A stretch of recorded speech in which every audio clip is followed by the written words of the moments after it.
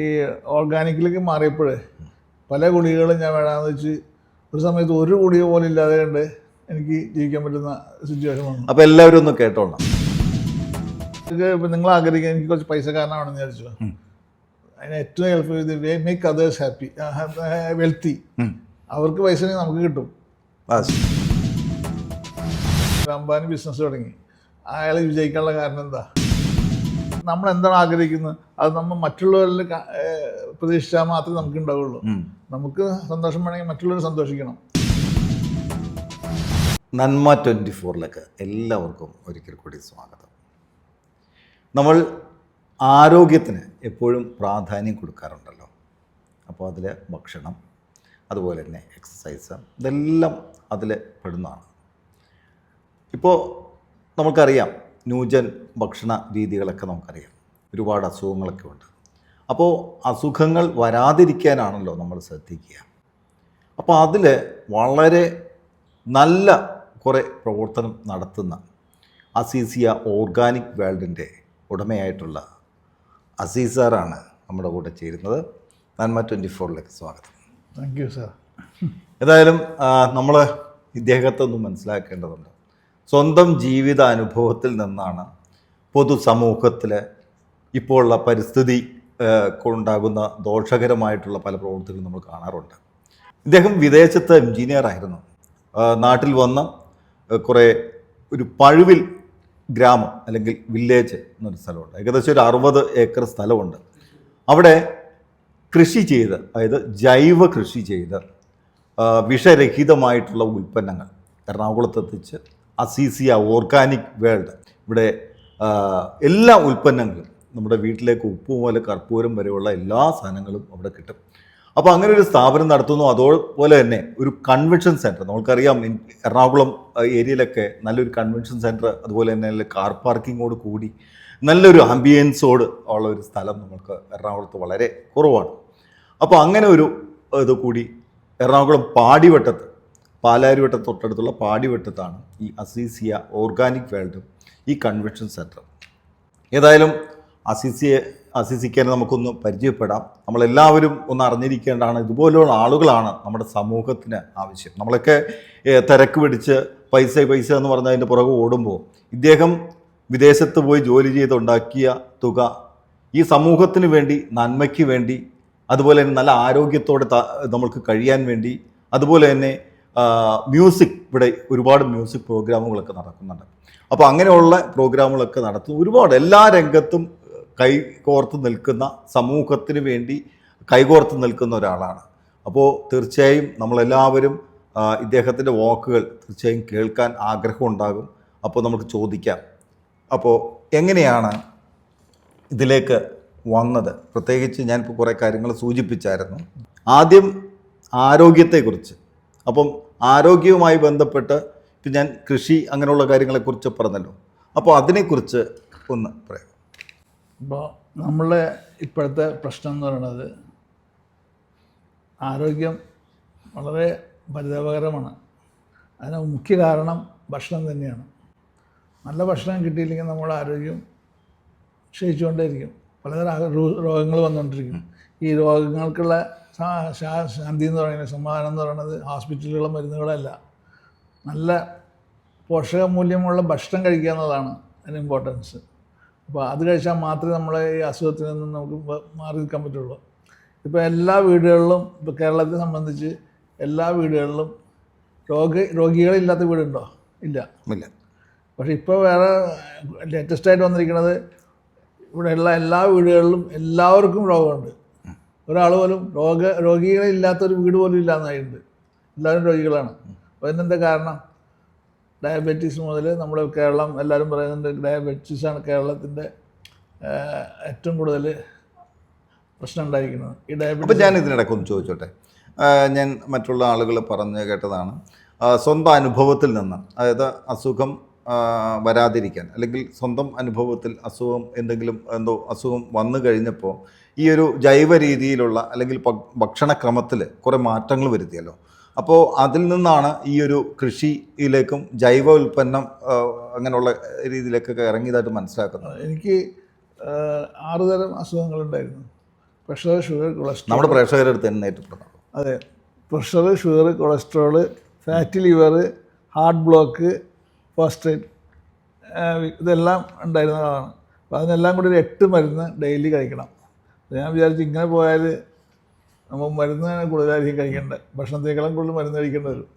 അപ്പോൾ അതിനുള്ള പ്രതിവിധി അന്വേഷിച്ച് വന്നപ്പോൾ നല്ല ഭക്ഷണം കഴിച്ചാൽ ഒരുപാട് കാര്യങ്ങൾക്ക് സമാധാനം ഉണ്ടെന്ന് മനസ്സിലായതുകൊണ്ട് ജൈവ ഉൽപ്പന്നങ്ങളെ അന്വേഷിച്ച് നടന്നു. അപ്പോൾ എങ്ങും കിട്ടാനില്ല. നമുക്ക് ധൈര്യമായിട്ട് വാങ്ങിച്ച് ജൈവം എന്ന് പറഞ്ഞ് കഴിക്കാൻ പറ്റുന്ന ഒരു സ്ഥലമില്ല. ശരി. അപ്പോൾ ഞാൻ വിചാരിച്ചു നമുക്ക് തന്നെ ഉണ്ടാക്കിയാൽ എന്താ, നമ്മൾക്ക് തന്നെ തുടങ്ങിയാൽ എന്താ. അങ്ങനെയാണ് ഞാൻ ഈ കൃഷിയിലേക്ക് വരുന്നത്. ബേസിക്കലി ഞാനൊരു എഞ്ചിനീയറാണ്, നിങ്ങൾക്ക് അറിയാവുന്ന പോലെ എഞ്ചിനീയറാണ്. വിദേശത്ത് ഞാൻ എഞ്ചിനീയറിങ്ങിൻ്റെ പണിയെടുത്തുകൊണ്ടിരുന്നത്. ശരി. പക്ഷെ അവിടെ നിന്ന് എഞ്ചിനീയറാണെങ്കിലും ഭക്ഷണം കഴിച്ചിട്ടുണ്ടെങ്കിൽ ആരോഗ്യം ഉണ്ടാവില്ലല്ലോ. അപ്പോൾ ഭക്ഷണമാണ് ഇമ്പോർട്ടൻസ് എഞ്ചിനീയറേക്കാളും എന്ന് മനസ്സിലാക്കി. അങ്ങനെയാണ് കാരണം ജീവിതം ഒന്നേ ഉള്ളൂ. അതെ.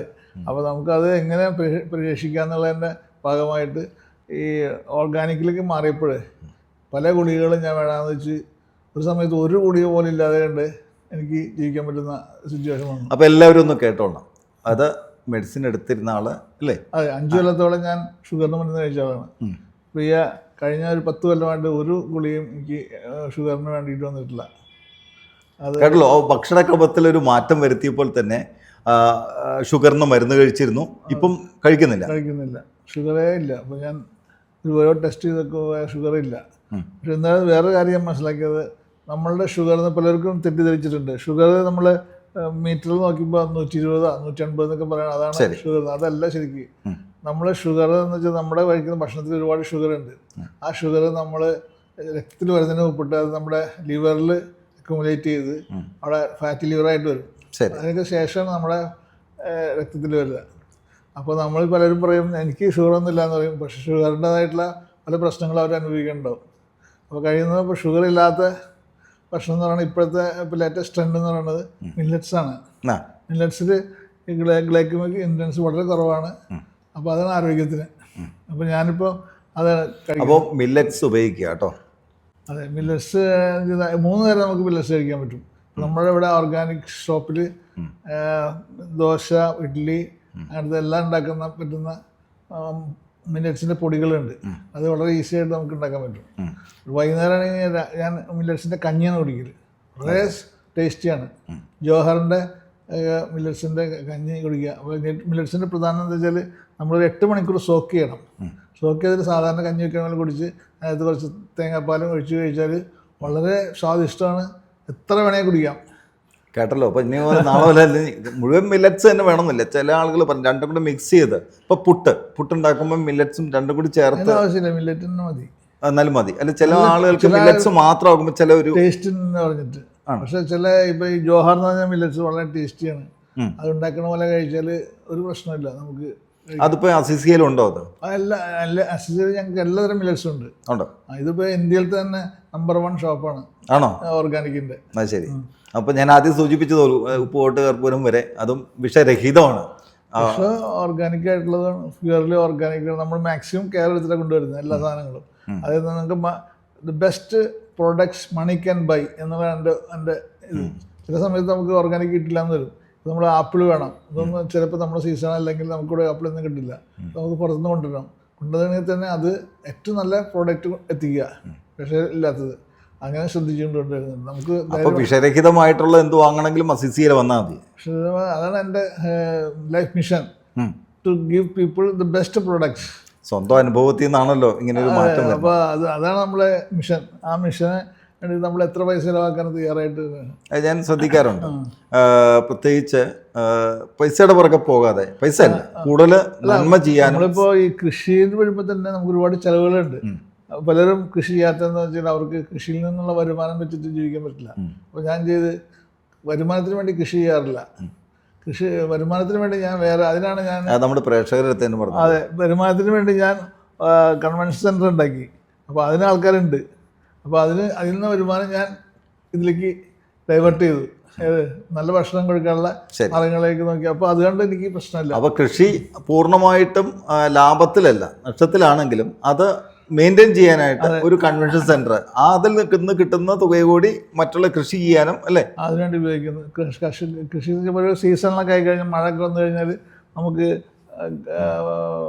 വിളവ് കിട്ടത്തില്ല. അപ്പോൾ നമ്മളെ പൈസ മുടക്കിയത് അത്ര കിട്ടില്ല.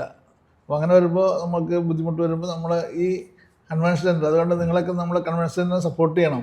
തീർച്ചയായിട്ടും. അപ്പോൾ ഇതൊരു കൺവെൻഷൻ സെന്റർ എന്ന് പറയുമ്പോൾ നമ്മളൊരു ബിസിനസ്സായിട്ട് മിക്ക ആളുകളും കാണും. ഇതല്ല കേട്ടോ. ഈ ഒരു തുക കിട്ടിയിട്ട് വേണം മറ്റുള്ള കാര്യങ്ങളിൽ കുറവ് വരുമ്പോൾ അത് അഡ്ജസ്റ്റ് ചെയ്ത് പോകാനായിട്ട്. ഒരിക്കലും നമുക്ക് ഒരു കൃഷിന്ന് മാത്രം നിലനിൽപ്പില്ല. കൃഷി ചെയ്തിട്ട് നമ്മൾ അതിൽ നിന്ന് കാശുണ്ടാക്കിയിട്ട് നമ്മൾ ജീവിക്കാന്ന് വിചാരിച്ചാൽ ഞാനൊരു വീഡിയോയിൽ കണ്ടായിരുന്നു ആ കൃഷിയിടത്തിലൂടെ ഇങ്ങനെ നടക്കുന്ന കാണായിരുന്നു. അതിന് ഓരോ പയറും അതുപോലെ തന്നെ ഓരോ കായ് വരുന്നത് ഭയങ്കര ടേസ്റ്റാണ്.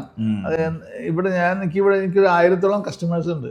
ഈ ഒരാൾ ആദ്യമായിട്ടൊന്നും ഒരു സാധനം വന്ന് കുറച്ച് വില കൂടുതലെന്ന് വിചാരിച്ച് ചിലർ മടിച്ചിട്ടുണ്ടാവും. പക്ഷെ അത് ഒരു പ്രാവശ്യം വന്ന് വാങ്ങിച്ച് അത് ടേസ്റ്റ് ചെയ്ത് കഴിയുമ്പോൾ പിന്നെ ആരും തിരിച്ചു പോകത്തില്ല. അതാണ് എൻ്റെ അനുഭവം. അപ്പൊ അത്രയും നല്ലൊരു ക്വാളിറ്റി നമുക്ക് ഫീൽ ചെയ്യുന്നുണ്ട്. അത് എപ്പോഴും നമ്മള് ക്വാളിറ്റി അതുപോലെ തന്നെ അതിനകത്ത് ഒരു സന്തോഷം എന്ന് പറയുന്നത്, ഇപ്പം നമ്മളിവിടുന്ന് ഞാൻ ചില സമയത്ത് ഞാൻ ഷോപ്പിൽ പോയി നിൽക്കും, വെറുതെ ഇങ്ങനെ എന്തായാലും നടക്കണമെന്ന് അറിയാൻ വേണ്ടിയിട്ട്. അപ്പോൾ ഓരോരുത്തരും എൻ്റെ അടുത്ത് വന്ന് പറയും, ഞാൻ ഇവിടുന്ന് 4 കൊല്ലമായിട്ട് ഇവിടുന്ന് പഠിക്കണേ, എൻ്റെ മക്കൾക്കൊക്കെ നേരത്തെ ജലദോഷവും പനി ഇതൊക്കെ ഇടയ്ക്കിടയ്ക്ക് വരും, മാസത്തിൽ ഒരു പ്രാവശ്യമെങ്കിലും വരും. പക്ഷെ ഇപ്പം നിങ്ങളെ ഈ പ്രൊഡക്റ്റ് ഉപയോഗിച്ച് തുടങ്ങിയതിന് ശേഷം ഇതുവരെ ആ കുട്ടികൾക്ക് ഒരു അസുഖം വന്നിട്ടില്ല. പിന്നെ നമ്മുടെ ഈ സ്ഥാപനത്തിൽ തന്നെ വർക്ക് ചെയ്യുന്ന ഇപ്പം ജലീൽ താനത്തായിക്കോട്ടെ, മുരളീച്ചേട്ടനായിക്കോട്ടെ, ഒരു സേവനത്തിന്റെ ഭാഗമായിട്ട് എല്ലാവരും ഒന്നിച്ച് കൂടി അല്ലേ നമ്മുടെ കൂടെ നല്ലൊരു ഒരു ശമ്പളം മാത്രമല്ല, അതിൽ നല്ല ഉപജീവനമാർഗം മാത്രമല്ല, സേവനത്തിന്റെ കൂടെ കൈകോർത്ത് നിൽക്കുന്നു. നമുക്ക് നല്ലത് എന്തെങ്കിലും ചെയ്യാൻ പറ്റുന്നതാണ് ഭയങ്കര സന്തോഷമാണ്. നമ്മുടെ സന്തോഷം എന്ന് പറയുന്നത് നമ്മുടെ ആരോഗ്യം. സന്തോഷമില്ലെങ്കിൽ നമുക്ക് ആരോഗ്യം ഉണ്ടാവില്ല. അപ്പോൾ ഈ എൻ്റർടൈൻമെൻറ്റ് പ്രോഗ്രാംസ് ഒക്കെ നമ്മൾ ഡിവൈസ് ചെയ്യുന്നതൊക്കെ സന്തോഷത്തിൻ്റെ ഭാഗമായിട്ടാണ്. ആളുകൾക്ക് സന്തോഷത്തോടെ ഇരിക്കണം. ശരി. അപ്പോൾ എല്ലാവരും സന്തോഷിക്കുക, അത് ആരോഗ്യത്തോടെ സന്തോഷകരമായിട്ട് നല്ലൊരു കുടുംബജീവിതം മുന്നോട്ട് കൊണ്ടുപോകണം. അതിന് ആരോഗ്യം ഇല്ല എന്നുണ്ടെങ്കിൽ ഒന്നുമില്ല, ആകെ ഒരു ലൈഫേ ഉള്ളൂ. അപ്പൊ അതുകൊണ്ട് നമ്മൾ നാളെ മുതലെങ്കിലും എത്ര പൈസ ഉണ്ടായിട്ടും ആരോഗ്യമില്ലെങ്കിൽ അതിന്റെ ഒരു ഗുണമില്ല. എത്ര കോടീശ്വരനാന്ന് പറഞ്ഞിട്ട് ഒരു കാര്യമില്ല. കാരണം നമ്മളുടെ ഒരു ജീവിതമേ ഉള്ളൂ ഈ ഭൂമിയിൽ. അത് സന്തോഷകരമായിട്ട് നമ്മുടെ സമൂഹത്തിന് നന്മ ചെയ്തുകൊണ്ട് മറ്റുള്ളവർക്ക് ദോഷം വരാത്ത രീതിയിൽ നമ്മൾക്ക് എന്തെങ്കിലുമൊക്കെ കുറച്ച് കാര്യങ്ങളൊക്കെ ഇപ്പം അസീസർ ചെയ്യുന്ന പോലെ സമൂഹത്തിന് വേണ്ടി നമ്മൾ കൊണ്ട് കുറച്ച് കാര്യങ്ങളൊക്കെ ചെയ്യാൻ സാധിക്കണം. അപ്പോ ഞാനിപ്പോൾ സാധനം പറയുന്നുണ്ട്, നമുക്ക് എല്ലാവരുടെ ആവശ്യം നമ്മൾ സന്തോഷമായിട്ടിരിക്കുക എന്നതാണ്. ശരി. അപ്പോൾ അതിനെന്താ മാർഗം? How we can be happy? അതിന് ഒറ്റ മാർഗ്ഗമേ ഉള്ളൂ, we have to make others happy. കാരണം നിങ്ങൾ ചിരിച്ചാൽ എനിക്ക് ചിരിക്കാൻ പറ്റുള്ളൂ. തീർച്ചയായിട്ടും. അപ്പോൾ നിങ്ങൾ ചിരിപ്പിക്കുക എന്നുള്ളത് എൻ്റെ അതെ. ഇപ്പൊ ഈ സൂചിപ്പിച്ച പോലെ ഈ ഒരു ഇപ്പൊ കൃഷിയുടെ കാര്യം നമ്മൾ പറഞ്ഞില്ലേ, ഓർഗാനിക് കാര്യങ്ങൾ പറഞ്ഞു, അതോടൊപ്പം മ്യൂസിക്. ഇവിടെ മിക്കവാറും ദിവസങ്ങളിൽ പാട്ട്, ഡാൻസ്, അതുപോലെ തന്നെ ഫുട്ബോൾ വേൾഡ് കപ്പ് വരുമ്പോൾ ഫുട്ബോളിനെ സ്നേഹിക്കുന്ന ആൾക്കാർ, അവർ ഫുട്ബോൾ കാണാനുള്ള സൗകര്യം ഈ ഹാളിൽ തന്നെ ലൈവായിട്ട് കാണാനുള്ള, സൗജന്യമായിട്ട് ലൈവായിട്ട് കാണാനുള്ള സൗകര്യം ഒരുക്കുന്നു. സ്പോർട്സിനെ സ്നേഹിക്കുന്നു, സംഗീതത്തെ സ്നേഹിക്കുന്നു. അസിസിയ എന്ന് പറയുന്നത് അസിസിയ ഫാമിലിയായിട്ട് കൺസിഡർ ചെയ്യുന്നു. അപ്പോൾ അതിലത്തെ എല്ലാ വ്യക്തികൾക്കും നല്ല സന്തോഷം ഉണ്ടാവണം, അല്ലെങ്കിൽ അവർക്ക് എൻജോയ്മെൻറ്റ് ഉണ്ടാക്കണം. അതിനെന്തൊക്കെ ചെയ്യാൻ പറ്റും നമ്മൾ ശ്രമിച്ചുകൊണ്ടിരിക്കുകയാണ്. അതിൻ്റെ ഭാഗമായിട്ടാണ് നമ്മൾ അടുത്ത 16-ാം തീയതി, ഈ വരുന്ന 16-ാം തീയതി മുഹമ്മദ് റാഫിയുടെ മകനെ വെച്ചുകൊണ്ട് വേറെ കുറേ ഇവിടുത്തെ നല്ല ആർട്ടിസ്റ്റിനെ വെച്ചിട്ട് നമ്മളൊരു പ്രോഗ്രാം ചെയ്തിട്ടുണ്ട്, റാഫി നൈറ്റ്. അപ്പോൾ ഈ 16-ാം തീയതി റാഫി നൈറ്റ് സൗജന്യമാണോ? അതെല്ലാം സൗജന്യമാണ്. പക്ഷേ അതിനൊരു ചെറിയൊരു ക്രൈറ്റീരിയ കൊടുത്തിട്ടുണ്ട്, തിരക്ക് ഒഴിവാക്കാൻ വേണ്ടിയിട്ട്. അപ്പം നമ്മളുടെ ഈ പ്രോഗ്രാംസൊക്കെ ചെയ്യുന്നത് അസിസിയയുടെ കസ്റ്റമേഴ്സിന് വേണ്ടിയിട്ടാണ്, അവരുടെ സന്തോഷത്തിന് വേണ്ടിയിട്ടാണ്. ശരി. അപ്പോൾ നമ്മുടെ അസിസിയയിൽ ഒരു കസ്റ്റമർ ആവുക എന്നുള്ളതാണ് അതിൻ്റെ ഇമ്പോർട്ടൻസ്. ശരി. അപ്പോൾ അവിടെ വന്നു കഴിഞ്ഞാൽ അവിടെ നിന്ന് എന്തെങ്കിലും സാധനം ഇപ്പോൾ ഷോപ്പ് ചെയ്യുമ്പോൾ they will get A free pass. അത് ശരി. അങ്ങനെയാണ് നമ്മൾ ചെയ്തിട്ടുണ്ട്. അപ്പോൾ ആ ഒരു സന്തോഷത്തിൻ്റെ ഭാഗമായി മ്യൂസിക്കൽ നൈറ്റ് നമുക്ക് ഇതുപോലെ എല്ലാ മാസവും ഓരോന്നുണ്ടാവും. മിക്കവാറും മാസങ്ങളിൽ മ്യൂസിക്. നിങ്ങൾ അസിസിയയുടെ ഒരു മെമ്പറായി കഴിഞ്ഞാൽ നിങ്ങൾക്ക് ഒരു മാസം ഒരു പ്രോഗ്രാം കിട്ടിയിട്ടുണ്ടാവും. അത് ശരി.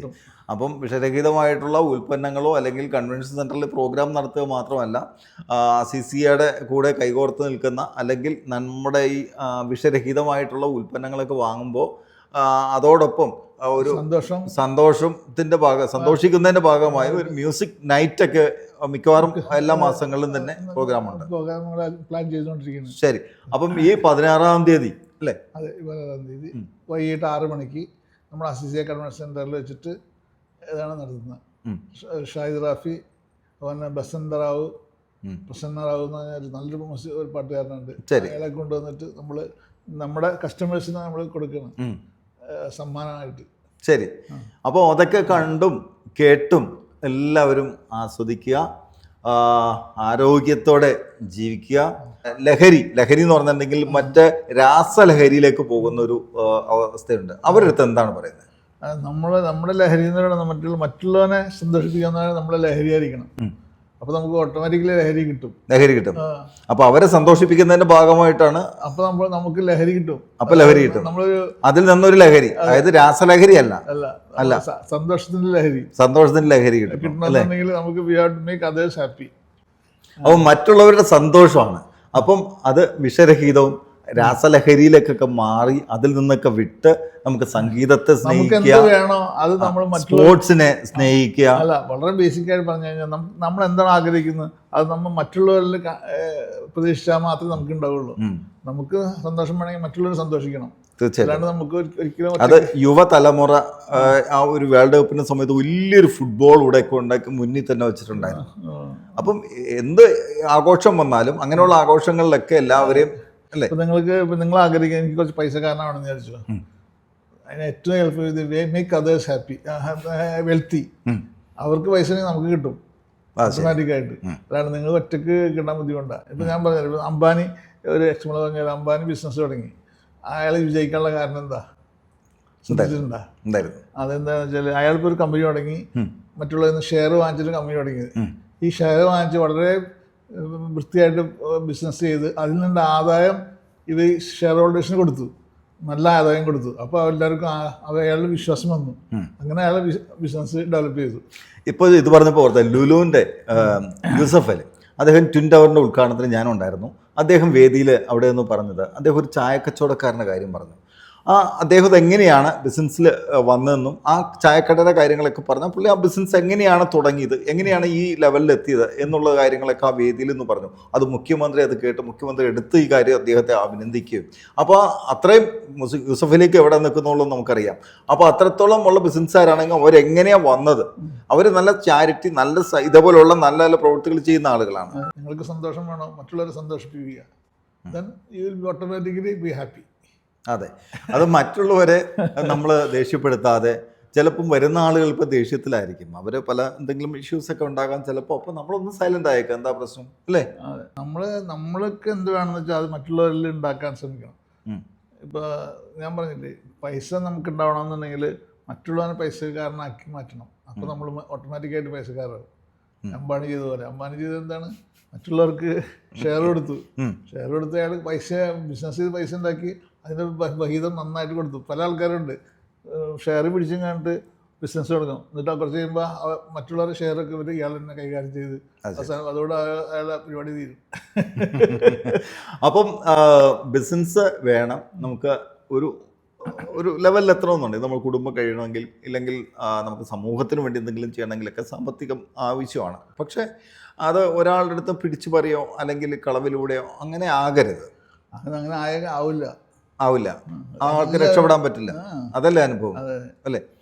നമുക്ക് പൈസ ഉണ്ടാവണമെങ്കിൽ മറ്റുള്ളവർക്ക് പൈസ ഉണ്ടാക്കി കൊടുക്കണം, അപ്പോൾ നമുക്കുണ്ടാവും. പറഞ്ഞല്ലോ, ഏതായാലും നമ്മൾ കേട്ടു, നല്ലൊരു സന്ദേശമാണ് നമ്മുടെ സമൂഹത്തിന്. ഇങ്ങനെയുള്ള ആളുകളാണ് നമ്മുടെ സമൂഹത്തിന് ആവശ്യം.